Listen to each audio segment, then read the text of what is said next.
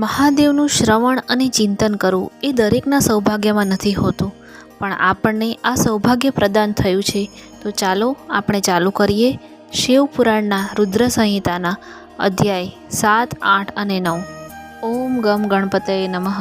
ઓમ નમઃ શિવાય. તો 7મા અધ્યાયમાં ભગવાન વિષ્ણુની નાભીમાંથી કમલનો પ્રાદુર્ભાવ તથા શિવેચ્છાવશ બ્રહ્માજીનું તેમાંથી પ્રગટ થવું તથા કમલનાલના ઉદ્ગમની શોધ કરવામાં અસમર્થ બ્રહ્માજીનું તપ કરવું, શ્રી હરિ એમને દર્શન દે છે, વિવાદગ્રસ્ત બ્રહ્મા વિષ્ણુની વચમાં અગ્નિસ્તંભનું પ્રગટ થવું તથા એના આરા ઓવારાનો પત્તો ન ખાવો અને બંનેના એમને પ્રણામ કરવા, એના વિશે આજે આપણે જાણીશું.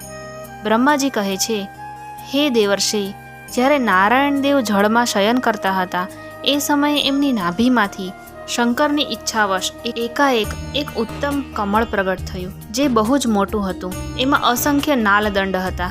એની કાંતિ કરેણના ફૂલ જેવી પીળા રંગની હતી તથા એની લંબાઈ અને ઊંચાઈ પણ અનંત યોજન હતી. એ કમળ કરોડો સૂર્યની સમાન પ્રકાશિત થઈ રહ્યું હતું. સુંદર હોવાની સાથે સાથે જ સંપૂર્ણ તત્વોથી યુક્ત તથા અત્યંત અદ્ભુત, પરમ રમણીય, દર્શનીય તથા સર્વોત્તમ હતું. ત્યાર પછી કલ્યાણકારી પરમેશ્વર સાંબ સદાશિવે પૂર્વવત પ્રયત્ન કરીને મને એમના જમણા અંગમાંથી ઉત્પન્ન કર્યો. હે મુને, એ મહેશ્વરે મને તરત જ પોતાની માયાથી મોહિત કરીને નારાયણ દેવના નાભી કમળમાં નાખી દીધો અને લીલાપૂર્વક મને ત્યાં પ્રગટ કરી દીધો. આ રીતે એ કમલથી પુત્ર રૂપે મારો હિરણ્ય ગર્ભનો જન્મ થયો. મારા 4 મુખ થયા અને શરીરની કાંતિ લાલ થઈ. મારું મસ્તક ત્રિપુંડ્રની રેખાથી અંકિત હતા. ભગવાન શિવની માયાથી મોહિત હોવાને કારણે મારી જ્ઞાન શક્તિ એટલી બધી દુર્બળ થઈ ગઈ કે મેં કમળ સિવાય બીજા કોઈને પોતાના શરીરનો જનક અથવા પિતા જાણ્યા જ નહીં. હું કોણ છું, ક્યાંથી આવ્યો છું, મારું કાર્ય શું છે અને કોનો પુત્ર થઈને જન્મ્યો છું અને કોણે મારું નિર્માણ કર્યું છે. આ રીતે સંશયમાં પડેલ મારા મનમાં આ વિચાર ઉત્પન્ન થયો, હું શા માટે મોહમાં પડેલું છું? જેણે મને ઉત્પન્ન કર્યો છે એનો પત્તો મેળવવો તો ઘણો જ સરળ છે. આ કમળ પુષ્પનું જે પગયુક્ત નાલ છે એનું ઉદ્ગમ સ્થાન આ જળની નીચે અંદરની બાજુ છે. જેણે મને ઉત્પન્ન કર્યો છે તે પુરુષ પણ ત્યાં જ હશે, એમાં સંશય નથી. આવો નિશ્ચય કરીને મેં પોતાની જાતને કમળથી નીચે ઉતારી. હે મુને, હું એ કમળના એક એક નાળમાં ગયો અને સેંકડો વર્ષો સુધી ત્યાં ભ્રમણ કરતો રહ્યો, પરંતુ ક્યાંય પણ એ કમળનું ઉત્તમ ઉદ્ગમ સ્થાન મને ન મળ્યું. ત્યારે પુનઃ સંશયમાં પડીને હું તે કમળ પુષ્પ પર જવા માટે ઉત્સુક થયો અને નાળના માર્ગે એ કમળ પર હું ચઢવા લાગ્યો. આ રીતે બહુ ઉપર જવા પછી પણ હું એ કમળના કોષને પામી શક્યો નહીં. એ દશમાં હું વધારે મોહિત થઈ ગયો. હે મુને, એ સમયે ભગવાન શિવની ઈચ્છાથી પરમ મંગલમય ઉત્તમ આકાશવાણી થઈ, જે મારા મોહનો વિધ્વંસ કરનારી થઈ. એ વાણીએ કહ્યું, તપ કરો. એ આકાશવાણીને સાંભળીને મેં મારા જન્મદાતા પિતાનું દર્શન કરવા માટે એ વખતે ફરીથી પ્રયત્નપૂર્વક 12 વર્ષો સુધી ઘોર તપસ્યા કરી. ત્યારે મારા ઉપર અનુગ્રહ કરવા માટે જ 4 ભુજાઓ અને સુંદર નેત્રોથી સુશોભિત ભગવાન વિષ્ણુ ત્યાં અચાનક પ્રગટ થઈ ગયા. એ પરમ પુરુષે પોતાના હાથમાં શંખ, ચક્ર, ગદા અને પદ્મ ધારણ કરેલા હતા. એમના બધા અંગ સજળ વાદળની જેમ શ્યામ કાંતિથી સુશોભિત હતા. એ પરમ પ્રભુએ પિતાંબર પહેર્યું હતું. એમના મસ્તક વગેરે અંગમાં મુગટ આદિ મહામૂલ્યવાન આભૂષણો શોભી રહ્યા હતા. એમનું મુખારવિંદ પ્રસન્નતાથી ભર્યું હતું. હું એમની આવી સુંદર આકૃતિ પર મોહિત થઈ ગયો હતો. એ મને કરોડો કામદેવો સમાન મનોહર લાગતા હતા. એમનું એ સુંદર રૂપ જોઈને મને બહુ આશ્ચર્ય થતું. તે શ્યામ અને સોનેરી આભાથી ઉદ્ભાસિત થઈ રહ્યા હતા. એ વખતે એ સત્સત સ્વરૂપ શરૂઆતમાં 4 ભુજાધારી મહાબાહુ નારાયણ દેવને ત્યાં એ રૂપમાં સ્વયંની સાથે જોઈને મને બહુ હર્ષ થયો. ત્યાર પછી એ નારાયણ દેવની સાથે મારી વાતચીતનો આરંભ થયો. ભગવાન શિવની લીલાથી અમારા બંને વચ્ચે વિવાદ છેડાઈ ગયો. એ જ સમયે અમારી વચ્ચે એક મહાન અગ્નિસ્તંભ પ્રગટ થયું. મેં અને વિષ્ણુએ ક્રમશઃ ઉપર અને નીચે જઈને એના આદિ અંતનો પત્તો મેળવવા માટે બહુ પ્રયત્ન કર્યો, પરંતુ અમને એનો આરો ઓવારો ન મળ્યો. હું થાકીને ઉપરથી નીચે પરત આવી ગયો અને ભગવાન વિષ્ણુ પણ એ જ રીતે નીચેથી ઉપર આવીને મને મળ્યા. અમે બંને શિવની માયાથી મોહિત હતા. શ્રી હરિએ મારી સાથે આગળ પાછળ અને અગલ બગલથી પરમેશ્વર શિવને પ્રણામ કર્યા. પછી એ વિચારવા લાગ્યા કે આ કઈ વસ્તુ છે એના સ્વરૂપનો નિર્દેશ નથી કરી શકાતો? કેમ કે ન તો એનું કોઈ નામ છે અને ન તો એનું કોઈ કર્મ છે. લિંગ રહિત તત્વ જ અહીં લિંગ ભાવને પ્રાપ્ત થઈ ગયું છે. ધ્યાન માર્ગમાં પણ એમના સ્વરૂપનો કાંઈ અણસાર મળતો નથી. એ પછી મેં અને શ્રી હરિ બંનેએ પોતાના ચિત્તને સ્વસ્થ કરીને એ અગ્નિસ્તંભને પ્રણામ કરવાનો આરંભ કર્યો.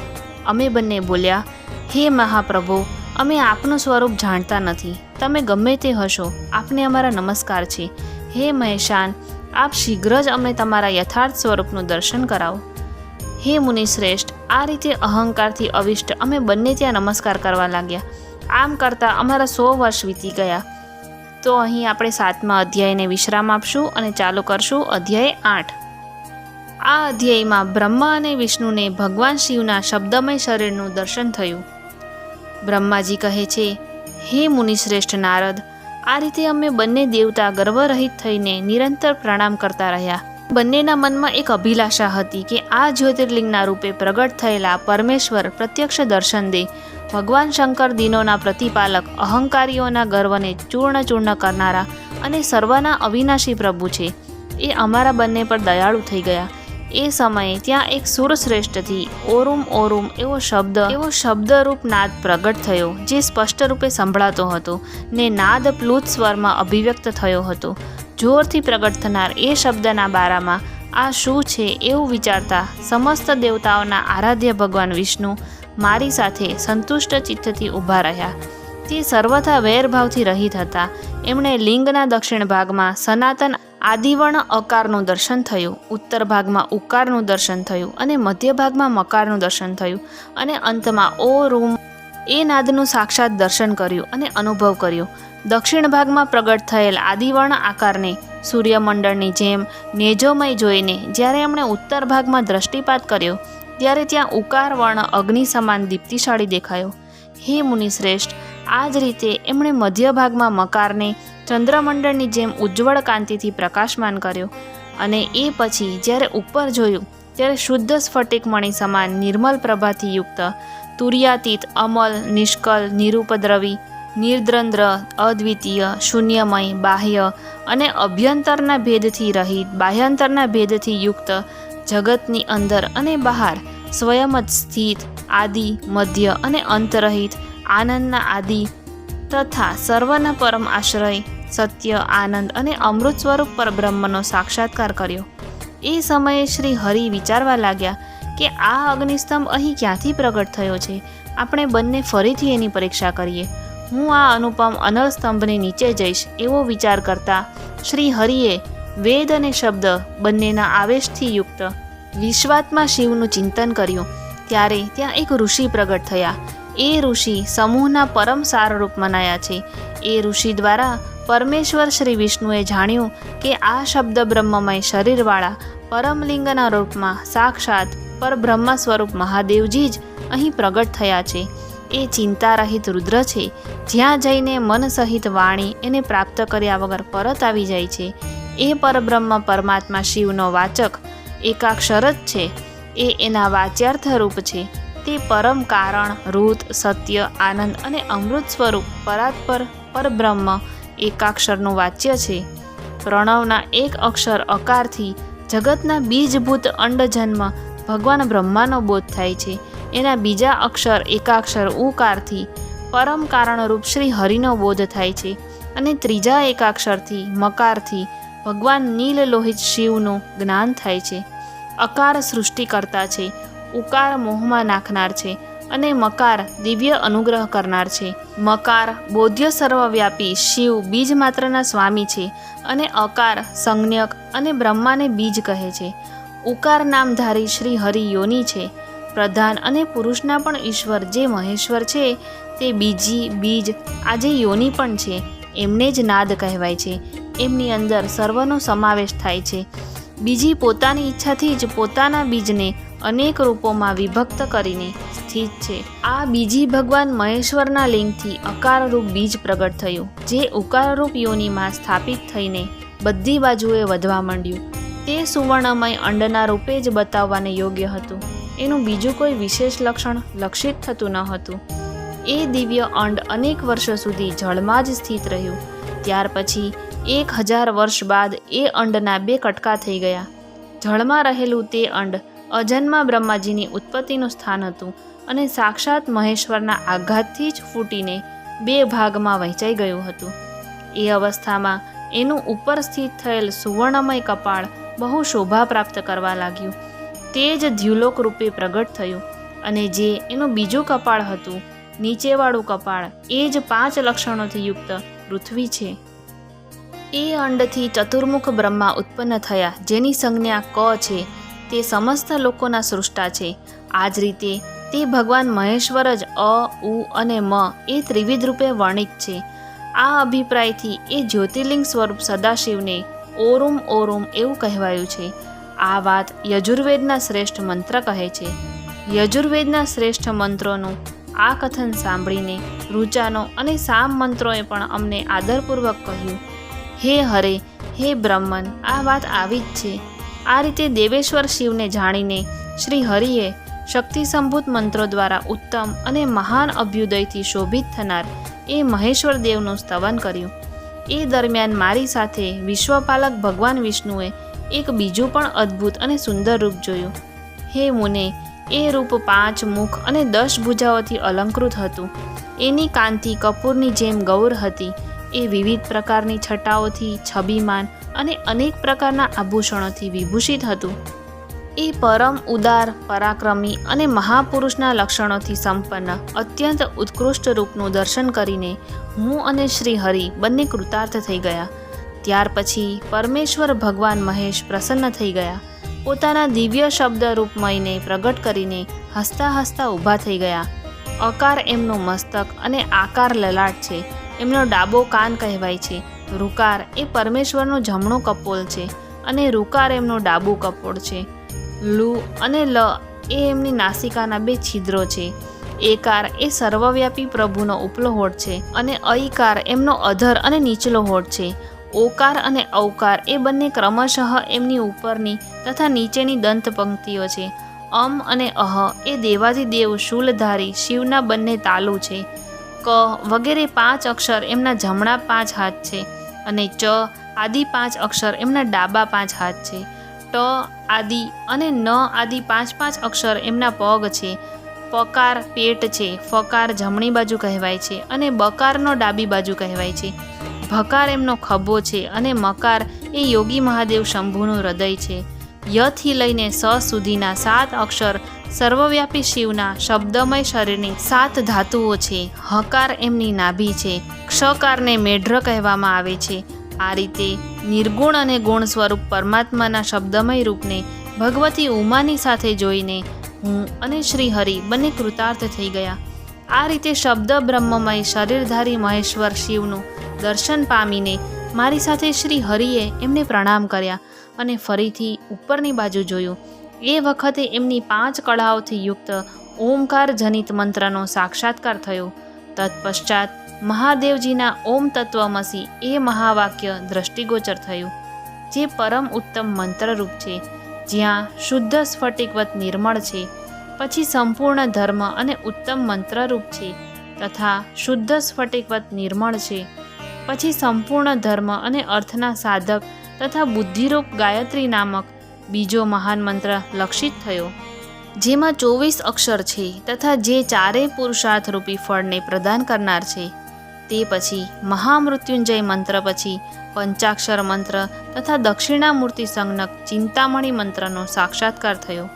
આ રીતે 5 મંત્રોની ઉપલબ્ધિ કરીને ભગવાન શ્રી હરિ એમનો જપ કરવા લાગ્યા. ત્યાર પછી રૂક, યજુ અને સામ એ જેમના રૂપ છે એ ઈશોના મુગટમણી ઈશાન છે, જે પુરાતન પુરુષ છે, જેનું હૃદય અઘોર અર્થાત સૌમ્ય છે, જે હૃદયને પ્રિય લાગનાર સર્વગુહ્ય સદાશિવ છે, જેમના ચરણ વામ પરમ સુંદર છે, જે મહાન દેવતા છે અને મહાન સર્પરાજને આભૂષણ રૂપે ધારણ કરે છે, જેમની બધી બાજુએ પગ અને બધી બાજુએ નેમ છે, જે મુજ બ્રહ્માના પણ અધિપતિ, કલ્યાણકારી અને સૃષ્ટિ, પાલન અને સંહાર કરનારા છે. એવા વરદાયક સાંબ શિવનું મારી સાથે ભગવાન વિષ્ણુએ પ્રિય વચનો દ્વારા સંતુષ્ટ ચિત્તથી સ્તવન કર્યું. તો અહીં 8મા અધ્યાયને આપણે વિશ્રામ આપશું અને ચાલુ કરશું અધ્યાય 9. આ અધ્યાયમાં ઉમા સહિત ભગવાન શિવનું પ્રાગટ્ય, એમના દ્વારા સ્વયંના રૂપનું વિવેચન તથા બ્રહ્મા આદિ ત્રણેય દેવતાઓની એકતાનું પ્રતિપાદન કરવામાં આવ્યું છે. બ્રહ્માજી કહે છે, હે નારદ, ભગવાન વિષ્ણુ દ્વારા કરાયેલી પોતાની સ્તુતિ સાંભળીને કરુણાનિધિ મહેશ્વર બહુ જ પ્રસન્ન થયા અને ઉમાદેવીની સાથે તરત જ ત્યાં પ્રગટ થઈ ગયા. એ સમયે એમના 5 મુખ અને પ્રત્યેક મુખમાં 3 નેત્રો શોભી રહ્યા હતા. ભાલ પ્રદેશમાં ચંદ્રમાનો મુગટ સુશોભિત હતો. માથા પર જટા ધારણ કરેલી હતી. ગૌરવર્ણ વિશાલ નેત્ર એ શિવે પોતાના બધા અંગોમાં વિભૂતિ લગાડી હતી. એમની 10 ભુજાઓ હતી. કંઠમાં નીલ ચિહ્ન હતું. એમના શ્રી અંગ સમસ્ત આભૂષણોથી વિભૂષિત હતા. એ સર્વાંગ સુંદર શિવનું મસ્તક ભસ્મમય ત્રિપુંડ્રથી અંકિત હતું. આવા વિશેષણોથી યુક્ત પરમેશ્વર મહાદેવજીને ભગવતી ઉમાની સાથે ઉપસ્થિત જોઈને મેં અને ભગવાન વિષ્ણુએ પુનઃ પ્રિય વચન દ્વારા એમની સ્તુતિ કરી. ત્યારે પાપહારી કરુણાકર ભગવાન મહેશ્વરે પ્રસન્ન ચિત્ત થઈને તે શ્રી વિષ્ણુદેવને શ્વાસ રૂપે વેદનો ઉપદેશ કર્યો. હે મુને, એ પછી શિવે પરમાત્મા શ્રી હરિને ગુહ્ય જ્ઞાન પ્રદાન કર્યું. પછી એ પરમાત્માએ કૃપા કરીને મને પણ તે જ્ઞાન આપ્યું. વેદનું જ્ઞાન પ્રાપ્ત કરીને કૃતાર્થ થયેલા ભગવાન વિષ્ણુએ મારી સાથે હાથ જોડીને મહેશ્વરને નમસ્કાર કરીને પુનઃ એમની પાસે વિધિ બતાવવા અને સદ ઉપદેશ આપવા માટે પ્રાર્થના કરી. બ્રહ્માજી કહે છે, હે મુને, શ્રી હરિની આ વાત સાંભળીને અત્યંત પ્રસન્ન થયેલા કૃપાનિધાન ભગવાન શિવે પ્રીતિપૂર્વક અમને આ વાત કહી. શ્રી શિવજી બોલ્યા, હે સુરશ્રેષ્ઠ ગણ, હું તમારા બંનેની ભક્તિથી ખરેખર બહુ પ્રસન્ન છું. તમે બંને મારા તરફ જુઓ. આ વખતે તમને મારું સ્વરૂપ જેવું દેખાય છે એવા જ રૂપના પ્રયત્નપૂર્વક પૂજન ચિંતન કરવા જોઈએ. તમે બંને મહાબલી છો અને મારી સ્વરૂપભૂતા પ્રકૃતિથી પ્રગટ થયેલા છો. હું જે સર્વેશ્વર છું તેના ડાબા અને જમણા અંગોથી તમારો આવિર્ભાવ થયો છે. આ લોક પિતામહ બ્રહ્મા મારી જમણી બાજુઓથી ઉત્પન્ન થયા છે અને તમે વિષ્ણુ મુજ પરમાત્માને ડાબી બાજુએથી પ્રગટ થયા છો. હું તમારા બંને પર ખૂબ સારી રીતે પ્રસન્ન છું અને તમને બંનેને મનોવાંછિત વરદાન આપું છું. મારી આજ્ઞાથી તમારા બંનેની મુજમાં દ્રઢ ભક્તિ થાઓ. હે બ્રહ્મન, તમે મારી આજ્ઞાનું પાલન કરતાં કરતાં જગતની સૃષ્ટિ કરો અને હે વત્સ વિષ્ણુ, તમે આ ચરાચર જગતનું પાલન કરતા રહો. અમને બંનેને એવું કહીને ભગવાન શંકરે અમને પૂજાની ઉત્તમ વિધિ પ્રદાન કરી, જે અનુસાર પૂજિત થવાથી તે પૂજકને અનેક પ્રકારના ફળ આપે છે. શંભુની ઉપરયુક્ત વાત સાંભળીને મારા સહિત શ્રી હરિએ મહેશ્વરને હાથ જોડીને પ્રણામ કરીને કહ્યું. ભગવાન વિષ્ણુ બોલ્યા, હે પ્રભુ, જો અમારા પ્રત્યે આપના હૃદયમાં પ્રીતિ ઉત્પન્ન થઈ હોય અને જો આપ અમને વરદાન આપવાનું આવશ્યક સમજતા હો તો અમે એ જ વરદાન માગીએ છીએ કે આપમાં અમારા બંનેની સદા અનન્ય અને અવિચલ ભક્તિ રહ્યા કરે.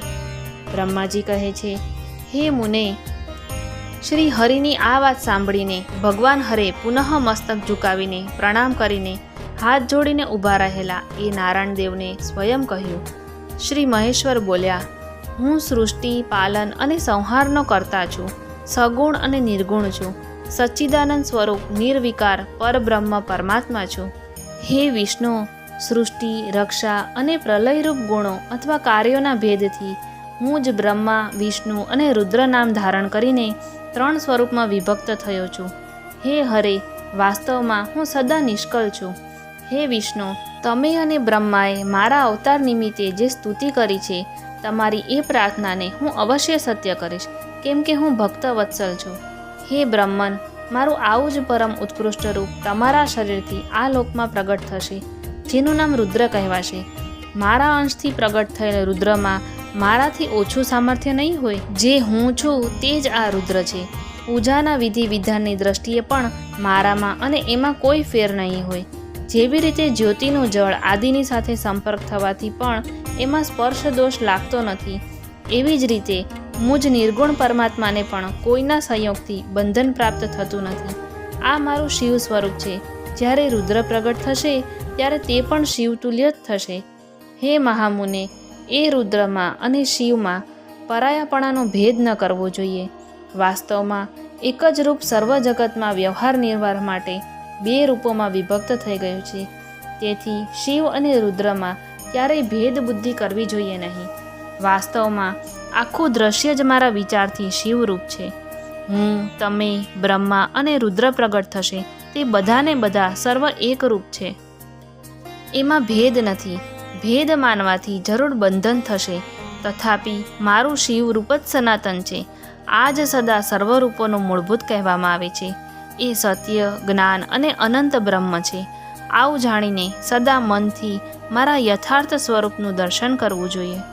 હે બ્રહ્મ, સાંભળો, હું તમને એક ગોપનીય વાત બતાવી રહ્યો છું. હું સ્વયં બ્રહ્માજીની ભ્રુકુટીથી પ્રગટ થઈશ. ગુણોમાં પણ મારું પ્રાગટ્ય કહેવામાં આવ્યું છે. જેમ કે લોકોએ કહ્યું છે હર તામસ પ્રકૃતિના છે. વાસ્તવમાં એ રૂપમાં અહંકારનું વર્ણન થયું છે. એ અહંકાર કેવળ તામસ જ નથી, વૈકારિક પણ સમજવું જોઈએ.